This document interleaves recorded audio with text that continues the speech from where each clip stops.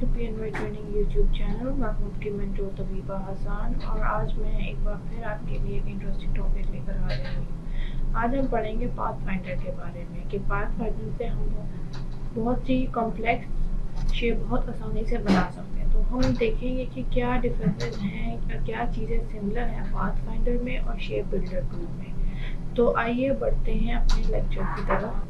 तो सबसे पहले मैं आप लोगों को छोटा सा इंट्रोडक्शन करवा दूँ related to shape builder tool. तो मैंने ऑलरेडी एक रेक्टेंगल बना के रखा हुआ है, ये आपको नज़र आ रहा होगा, जिसमें और साथ ही मैंने इसके साथ एक बहुत ही अजीब ऊट-पटांग सी शेप बना के रखी हुई है।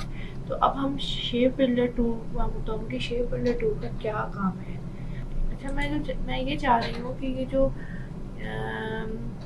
रेक्टेंगल के अंदर जो शेप बनी हुई है ना, मुझे सिर्फ ये चाहिए, बाहर वाली शेप मुझे नहीं चाहिए। तो मैं पहले क्या करूँगी, अपने डायरेक्ट सिलेक्शन टूल से इन दोनों शेप्स को सिलेक्ट करूँगी। उसके बाद शेप बिल्डर टूल पर आऊँगी जिसकी शॉर्टकट की है शिफ्ट M। ये देखिए आपको प्लस का साइन नज़र आ रहा होगा। प्लस का मतलब ये है कि हमने ये इसमें कोई शेप ऐड करनी है। और प्रेस करूँगी तो आपके कर्सर में माइनस का साइन नज़र आ रहा होगा। इसका मतलब ये है कि जो शेप हमें नहीं चाहिए हम उसे डिलीट कर दें। और प्रेस करके मैं क्लिक करूँगी तो ये देखिए हमारी शेप डिलीट हो गई है। हम इसको कलर कर देते हैं ताकि आपको डिफरेंसेस का पता चल जाए।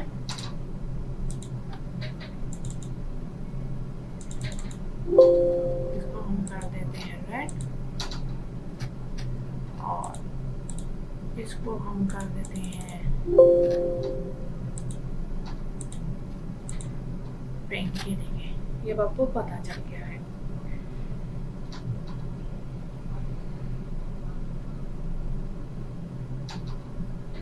अच्छा, शेप बिल्डर टूल से आप एक और काम भी कर सकते हैं, आप शेप को मर्ज भी कर सकते हैं। तो ये था शेप बिल्डर टूल। अब बढ़ते हैं पाथफाइंडर की तरफ। सबसे पहले मैं आपको बता दूं कि बेसिकली पाथफाइंडर है क्या।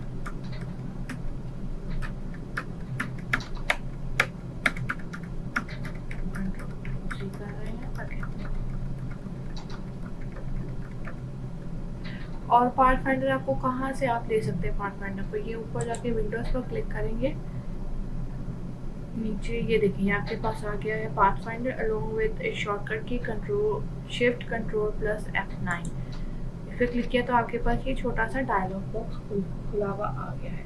अब हम लेते हैं 2 सर्कल,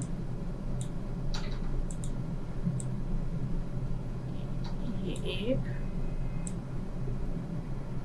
ये 2, ठीक है।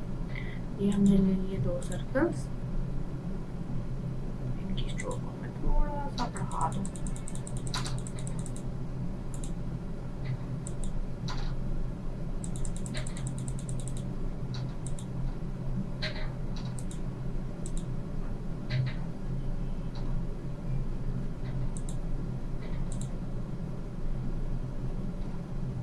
ठीक है, हमने 2 सर्कल्स आपको वो नज़र आ रही होंगी। इन दोनों को क्या कहते हैं,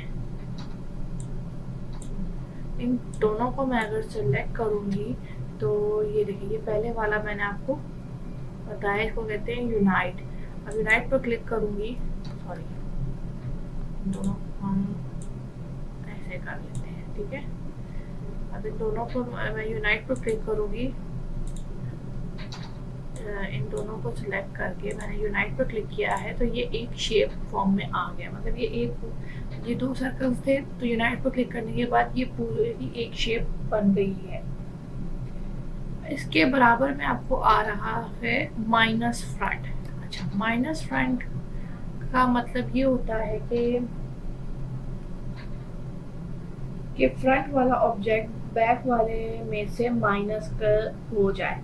तो मैं अगर इस पर क्लिक करूँगी तो ये हिस्सा गायब हो जाएगा। ये देखिए अगर मैं करूँगी तो ये देखिए ये हो गया, माइनस हो गया है, ठीक है।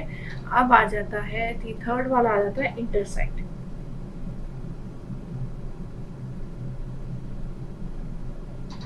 अगर मैं इन दोनों, देखिए मैंने ऑलरेडी इसको सिलेक्ट किया हुआ है। इंटरसेक्ट का मतलब ये है कि इन दोनों में से जो कॉमन एरिया होगा वो ही सिर्फ आएगा। ये देखिए कॉमन एरिया मैं बताती हूँ। देखिए ये कॉमन एरिया है ना, आपको नज़र आ रहा है, इंटरसेक्ट किया, ये देखिए ये आपके पास एक शेप बनी हुई आ गई।